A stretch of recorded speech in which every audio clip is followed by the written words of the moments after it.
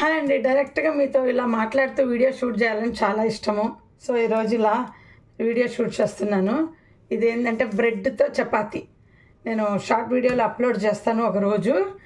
అంటే ఇప్పుడే చేస్తానో ఎప్పుడు చేస్తానో తెలియదు. ఒకరోజు అప్లోడ్ చేస్తాను. బ్రెడ్తో చపాతీలు ఎప్పుడన్నా చేశారా మీరు? బ్రెడ్తో చపాతీలు వెరైటీస్ అన్నీ నా సొంతంగా కనిపెట్టింది కాదులేండి. మేము బెంగళూరు వెళ్తుంటాం కదా, ఒకరింట్లో దిగుతుంటాము, మాకు రాఖీ పంపిస్తుంటుంది అంటాము. ఆ అమ్మాయి ఒకసారి చెప్పిందన్నమాట, ఇలా చేస్తాను అని. తను అది నాన్న అని చెప్పింది. నేను నాన్నలాగా చెప్పింది, నేను చపాతీలాగా చేస్తున్నాను. ఆల్రెడీ మీరు షార్ట్స్లో చూస్తే అప్పుడు తడిపినవి, అంటే షార్ట్స్ వచ్చినప్పుడు చూపిస్తా. 2 చేసుకొని తిన్నాను. ఇంకా ఎన్ని ఉన్నాయంటే ఇదిగోండి, 1 2 3 4 5. ఈ 5 ఇప్పుడు మధ్యాహ్నం తింటాను అనమాట. సో ఈ 5 చేస్తూ మీతో ఇలా డైరెక్ట్గా పని చేస్తూ మాట్లాడతాను. నా చున్నీ చూసారా ఎలా పెట్టుకున్నాను? పొట్టి చున్నీని ఇలా నాటేసుకొని జారిపోకుండా. నాకు అసలే అలవాటు ఉండదు ఇలా చున్నీ వేసుకొని. చుడీదార్లకు కూడా అందుకే నేను ఎప్పుడు వెనకాల నుండి వేసుకుంటుంటాను. నాకు ఒక విషయం గుర్తొచ్చింది. ఈ వీడియో నేను ఎప్పుడు షూట్ చేస్తున్నానంటే శ్రీరామనవమి ముందు రోజు. ఎందుకు నాకు గుర్తొచ్చిందంటే, ఎప్పుడు లేదా శ్రీరామనవమి వస్తే మా అత్తగారు ఫోన్ చేసి కర్బూజా పండు పెట్టి దేవుడి కాడ పెసరపప్పు పెట్టేసి ఆ తర్వాత పానకం పెట్టండి బెల్లం కలిపి అని ఫోన్ చేసి పెళ్ళైన కొత్తలో చెప్పారనమాట. అలా శ్రీరామనవమికి చెప్పారు కానీ ఇంకా ఏ పండగకు ఇట్లా చేయమని చెప్పలేదు. ఎందుకంటే ఇది ఫస్ట్ పండగ అవ్వచ్చు నాకు. ఉగాది తర్వాత శ్రీరామనవమి, ఫస్ట్ శ్రీరామనవమికి చెప్పారు అనుకుంటా. ఇంకా ఇదే కాదండి, ఎవరైనా చనిపోతే మా అత్తగారు వాళ్ళు మాకు ఫోన్ చేసి వాళ్ళ సృష్టి తల స్నానం చేయండి అని చెప్పేవాళ్ళు. మా మరిది ఫారిన్లో ఉండేవాడు, ఫారిన్ కాదు సింగపూర్లో ఉండేవాడు. అతనికి కూడా ఫోన్ చేసి తల స్నానం చెయ్యి అని చెప్పేవాళ్ళు అనమాట. నేను మా ఆయనతో చెప్పి నవ్వేదాన్ని. అంటే తలస్నానం సృష్టి అంటే ఈరోజు ఎవరైనా చనిపోతే ఈరోజు మనము స్నానం చేయాలని ఫోన్ చేస్తూ ఉంటారు. అప్పట్లో మనము అక్కడ చనిపోయిన వాళ్ళ దగ్గరికి పోతేనే కదా స్నానం చేసేది. కానీ మా అత్తగారు చెప్పినారని మేము స్నానం చేసేవాళ్ళము. కానీ ఒకసారి మాత్రం చేశానండి నేను. ఎప్పుడంటే మా అత్తగారు తమ్ముడు లాక్డౌన్లో చనిపోయారు. మాకు బాడీ చూపించారు వీడియోలో. చాలా ఎనర్జెటిక్గా ఉంటారనమాట ఆయన. ఎందుకో తెలియదండి, ఆయన బాగా ప్రేమగా ఉండేవాళ్ళు మాతోటి. మా అత్తగారు తమ్ముళ్ళందరూ బాగా ప్రేమగా ఉంటారు. సో అప్పుడు నాకు ఎందుకో ఇంకా ఆయనను తీసుకెళ్ళిపోయాక ఎంగుగా ఒక కొడుకు పెళ్ళి కాలే. అప్పటికి ఎంగుగంటే ఇంకా ఒక కొడుకు పెళ్ళి కాలేదు, కూతుర్లు 2 పెళ్ళిళ్ళు అయిపోయినాయి. ఆ రోజు నాకు చాలా బాధ వేసిందండి. ఆ రోజు నిజంగా నేను వెళ్ళి స్నానం చేశానండి. ఆయనని తీసుకెళ్ళిపోయాక అంత బాధ ఎంత ఉండిందంటే, ఎప్పుడు అలాంటిది అంటే నేను బాడీ చూడటం వల్లనో మనసులో ఫీలింగు నాకు స్నానం చేయాలి అనిపించిందండి. తీసుకెళ్ళిపోయాక నేను తల స్నానం చేశాను. మరి వాళ్ళు నాతో ప్రేమగా ఉండడం వల్ల. సో ఏం చెప్తున్నానంటే, మనతో ఒక మనిషి ప్రేమగా ఉంటే ఇలాంటి ఫీలింగ్స్ అన్నీ ఉంటాయి.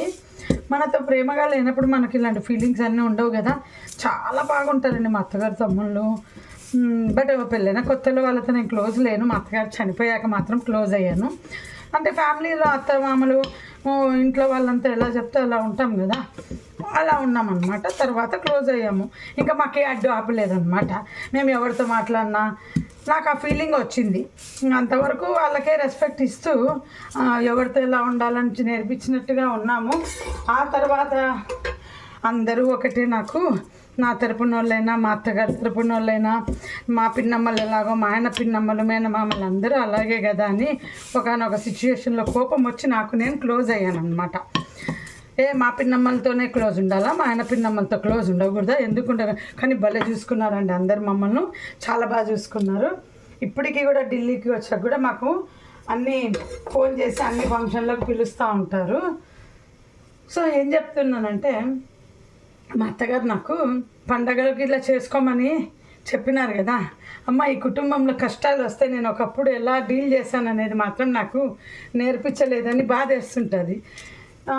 ఇలా అంటే ఈ కుటుంబంలో కష్టాలు వచ్చినప్పుడు నా చేత ఇలాంటి కష్టాలు అనుభవించేలా వాళ్ళే చేశారా, తనే ఇలాంటి కష్టాలు అనుభవించిందా అనేది తెలియదు. ఇప్పుడు ఫర్ ఎగ్జాంపుల్ నేను కష్టంలో ఉన్నాను కదా, మీకు కష్టం లేకపోవచ్చు, నాకైతే కష్టంలో ఉన్నా.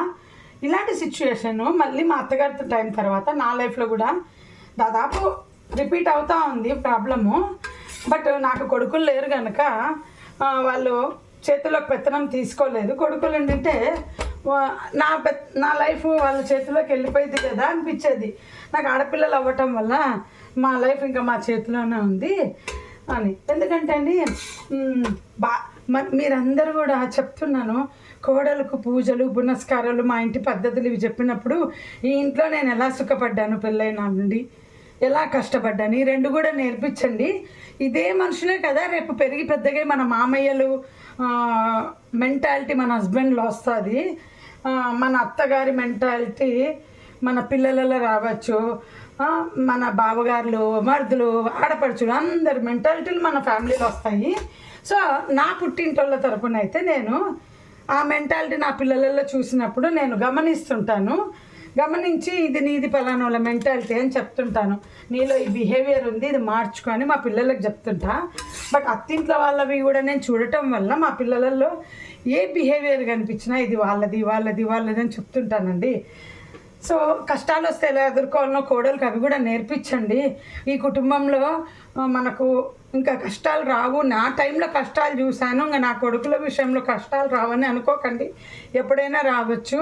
చక్రము భూమి తిరిగినట్టు కష్టాలు కూడా అక్కడక్కడ అలా తిరుగుతూ ఉంటుంది.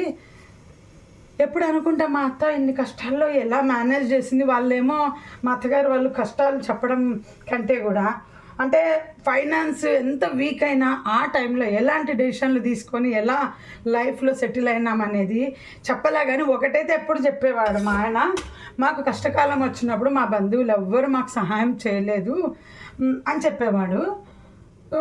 అందుకనే వీళ్ళంతా వాళ్ళ బంధువులతో అప్పుడు కొంచెం దూరం దూరం ఉండ్రి, కానీ దగ్గర అవ్వాల్సిన వాళ్ళు దగ్గర అవుతూ ఉండరు అనమాట.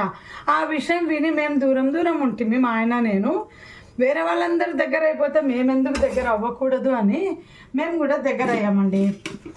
సో కష్టకాలంలో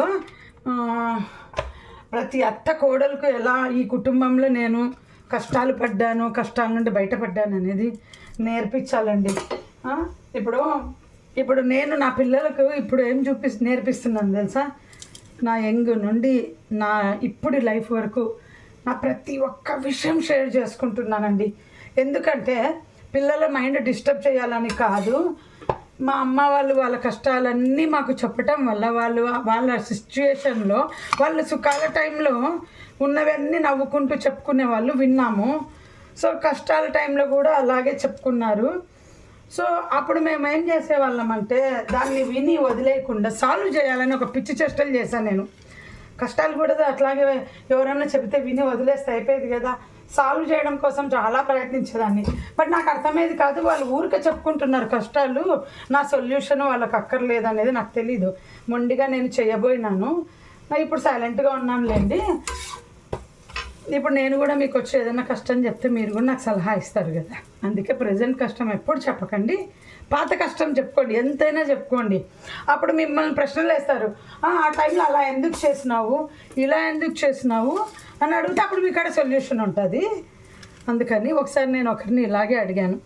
ఏమని అడిగాను, నా రక్త సంబంధికులనే వాళ్ళను. అయితే అప్పుడు అన్ని మాటలు అన్నారు కష్టకాలంలో. మరి నేను నిన్న ఒక ప్రశ్న అడుగుతున్నా, నువ్వెందుకు అదే కుటుంబం మనిషివే కదా, నువ్వెందుకు అలా పట్టించుకోకుండా ఉన్నావు ఇలాంటి తప్పు జరుగుతుంటే అంటే వినరు, నా మాట వినరు అని అన్నారన్నమాట. అప్పుడు మరి నీ ముందు తరం వాళ్ళు కూడా ఇదే మాట చెప్తే ఒప్పుకుంటారా జనాలు? చెప్పండి. నాకు ఓ రోజు కోపం వచ్చి నేను మా ఆయనను ఏమన్నానంటే, నిజంగా పని మనిషి లేదు కదా నాకు, నా వేళ్ళ నొప్పులకి ఒకటి అడిగినాను నేను మా ఆయన్ను, మీ అమ్మని కష్టపెట్టినట్టు మీ అందరు నన్ను కష్టపెట్టాలనుకుంటున్నావు, నువ్వు కూడా మీ అమ్మ ఇప్పుడు కష్టాల్లో కష్టపడింది, మా అమ్మ కూడా కష్టపడింది కదా అన్నట్టు నువ్వు అనుకుంటున్నావేమో, మీ అమ్మని మీరు కష్టపెట్టినట్టు నన్ను కష్టపెడతానంటే నేను అడ్జస్ట్ అవ్వను అని చెప్పాను. మా అత్త ఉండింటే సంతోషపడేదో బాధపడేదో తెలియదు, కానీ ఈ మాట అయితే నేను డైరెక్ట్గా అన్నా. మీ అమ్మను కష్టకాలంలో మీరు ఎలా సుఖపెట్టారో లేదో నాకు తెలీదు, ఏమన్నా అలా ఆలోచిస్తున్నావా అని మా ఆయనని అడిగిన నేను. ఎందుకంటే అది పని మనిషి విషయంలో అడిగాను అనమాట.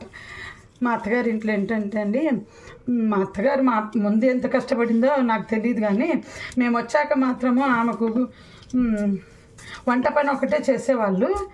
నేను చూసినప్పుడు తను ఇంకా వేరే బట్టలు పిండడము వీళ్ళన్నీ మా తోడుకోడలు చేసేది, ఆమె చేస్తున్నప్పుడు నేను చేసేదాన్ని. ఇంకా మా మరిది పెళ్ళిలో పని మనిషి లేకుండానే మా ఇంట్లో పెళ్ళి అయిపోయింది తెలుసా అండి. మా మరిది పెళ్ళి అంటే నా బంగారు పోయిందని చెప్తుంటా కదా, ఎప్పుడు మా మరిది పెళ్ళిలోనే. అప్పుడు పని మనిషి లేదు ఇంట్లో, మేమిద్దరం తోడుకోవడమే, ఎంగిల్ ప్లేట్లు ఎత్తడము, బంధువులవి. అసలు ఊర్లో పని మనిషి దొరకరని చెప్పినారు. నాకేం తెలుసు, నేను పోయి ఏం పని చేస్తే ఆ పనిలో పాల్గొనడమే నాకు తెలుసు. మా పిల్లలకు మొన్న కూడా చెప్తున్నా, అబ్బా తల్లి మీ ఇంట్లో మీ వాళ్ళు, మా పిల్లకి ఇట్టాగే చెప్తున్నా, పెళ్ళి టైంలో కూడా మీ వాళ్ళకు అప్పుడు పని మనిషి దొరకలా. ఇప్పుడు నాన్న ఎప్పుడు చూసినా నాకు పని మనిషిని పెట్టు అంటే చెప్పినాను, రావటం లేదు అంటున్నాడు కదా. అలాగే సేమ్ అప్పుడు కూడా ఇలాగే అందరికీ అలాగే చెప్పినారు, పని మనుషులు దొరకట్లేదని. నవ్వు రాదా అండి? పెళ్ళిళ్ళప్పుడు పని మనుషులు దొరకటం లేదు, పని మనుషులు లేరు అని. ఎందుకు దొరకరండి చెప్పండి? ఎప్పుడైనా పని మనుషులు ఎందుకు దొరుకుతారు. పని మనుషుల డిమాండ్ ఏంటి? ఇంత శాలరీ కావాలని అడుగుతారు. వాళ్ళు అడిగినంత ఇస్తే దొరుకుతారు, వాళ్ళు అడిగినంత ఇవ్వనప్పుడు ఎందుకు దొరుకుతారు? అందుకే యూట్యూబ్లో నేను 5,000 మొన్న కోపం వచ్చి మా పిల్లకి చెప్పా, 5,000 సంపాదిస్తా, ఎట్టు తిరిగి కష్టపడదా, తెచ్చుకొని 5,000 ఇచ్చి ఎంత పని చేస్తావో చెయ్యి అంట. ఆమె ఇష్టం ఎంతన్నా చేయని, నాకు పని మనిషి కావాలి, మొండిగా కూర్చున్నా, నేను పని మనిషి లేకుండా కష్టపడకూడదు అని. ఇదండి నేను మాట్లాడింది తప్పు అనుకుంటే నేనేం చేయలేను. ఎందుకంటే అండి మా అత్తగారు నాకు గుర్తొచ్చినప్పుడంతా ఏం అనుభవించకుండా పోయింది అని బాధ. తను ఎంగులో అనుభవించింది, ఈరోజు అందరూ సుఖపడుతున్నారు, కొడుకులు కోడళ్ళు. తను మాత్రము ఇలా మొండిగా కూర్చొని నేను కష్టపడనని కూర్చోండాల్సింది అనిపిస్తుంది నాకు.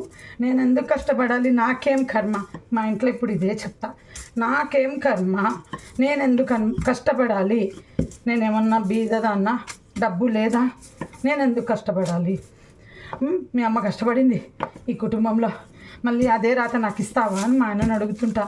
నేను కష్టపడను, ఏం కష్టపడనని చెప్తుంటానండి. నా ఫీలింగ్స్ అన్ని ఎమోషన్స్ మీకు షేర్ చేసుకుంటున్నాను. ఎందుకంటే ఒక చిన్న మాట చెప్తాను, నిజంగా చెప్తాను, మీరేమన్నా అనుకోండి. భార్యలు వచ్చే లోపల తల్లిదండ్రుల మీద బంగారు దండ, బంగారు గాజులు చెప్పించండి మీరు. లేకపోతే వచ్చిన కోడలు ఏంది వీళ్ళింత బీదోళ్ళ అనుకుంటుంది, అది గుర్తుపెట్టుకోండి. ఎందుకంటే నేను పెళ్ళైన కొత్తలో వాళ్ళ కష్టాల టైంలో మా అత్తగారు చేతిలో మా అత్తగారు నాకు ఆమె చేతిలో బంగారు గాజులు లేవని నాకు తెలియదు. ఇది ఎవరికైనా హర్ట్ అయితే నేనేం చేయలేను ఉన్నమాట చెప్తున్నాను. ఏమైందంటే నాకు తన చేతిలో ఇలాంటిది ఒకటి వైట్ రాళ్ళ గాజులు ఇచ్చి, ఇది హైదరాబాద్లో దొరుకుతాయమ్మా, నా పిల్ల ఇంకా హైదరాబాద్లో కాపురం పెట్ల, హైదరాబాద్లో దొరుకుతాయి, నాకు ఇట్లాంటివి 2 గాజులు తెచ్చి అమ్మా అని అడిగింది.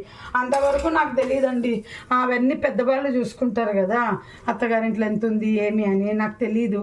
అప్పుడు మనసుకి చాలా కష్టం వేసింది, ఏంటి చేతిలో బంగారు గాజులు లేవా అని.